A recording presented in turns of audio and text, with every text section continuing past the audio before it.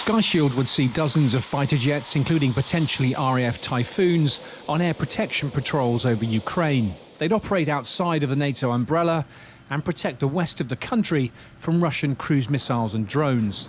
I think what's quite important here is if we were to establish something in the west of Ukraine pre a peace agreement, it would be the beginnings of what it would need to become if it became a peacekeeping force and therefore spread to the whole Ukraine. So it's not wasted energy or effort either. That's where we're going to end up, I think. So this is really talking about establishing some of that in the more safer areas early on. Sky Shield was first conceived in 2022 before Russia's invasion, initially as a way of keeping the two sides apart. Sky Shield 2.0, as it's become, would potentially cover the areas from Lviv in the west down to Odessa in the south, an area that includes 3 active nuclear power plants. What it wouldn't protect would be the front line in the east. That would still be the preserve of Ukraine's air force. You've certainly got to be thinking about this type of an operation if a peace settlement is made. The idea that we're going to put troops on the grounds for a peacekeeping force in Ukraine without some degree of air cover and air surveillance is for the birds. So we will have to do this eventually. It may be that this is quite bold and a bit nerve-wracking, but Europe's, and I think the good news is Europe's gone a bit quiet.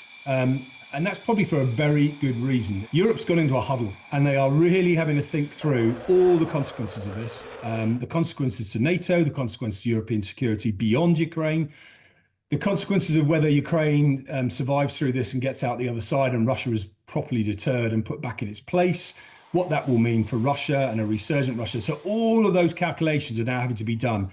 And until you've really thought through every little avenue, you probably won't want to do something like this until you've decided that, okay, if we're going to go to this position, this is a really good stepping stone for us to get there, then it becomes a really good idea. Initial reports suggested the plan would need 120 jets from a variety of nations. Greg Bagwell says it could be done with half that, provided they had tanker support. The other consideration is the safety of the pilots flying these missions, both from Russian aircraft and its very capable surface-to-air missile systems like the S-400. But the Air Marshal says, in fact, the risk would be very low. We've not seen Russian aircraft come anywhere near that part of Ukraine. In fact, we don't really see it come in Ukraine full stop. So the idea that Russia is suddenly going to start pressing aircraft into the west of Ukraine in order to try and catch, if you like, a European aircraft off guard, I mean, quite frankly, I think that would give Ukraine a great opportunity to intercept them. Now, a lot of those longer-range SAMs have been pushed back. They've been pushed back by Ukrainian attacks from Ukrainian drones. So if an S-400 or an S-300 is going to try and get a little bit closer in order to try and set up some sort of SAM trap type events, then they're only going to expose themselves to Ukrainian drone attack. And I know that people love a Battle of Britain analogy. I always try and avoid them, but here you go. In the Battle of Britain, when we lost pilots being shot down, they landed in the UK and they went back in a Spitfire a week later. In this case, we'd be landing back in Western Ukraine. So the idea that we're going to suddenly fall into Russian hands or something terrible is going to happen, we're going to have people paraded on TV. This is about as safe as no-fly zones, if you're going to call it that, as they get. The Sky Shield plan has other big-name backers, including General Philip Breedlove, the former Supreme Allied Commander Europe, or SACEUR.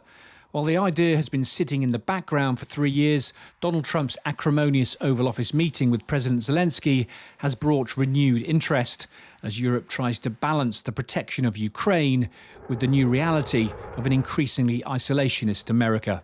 Simon Newton, BFBS Forces News. Thanks for watching. For more from BFBS Forces News, like and subscribe to our channel.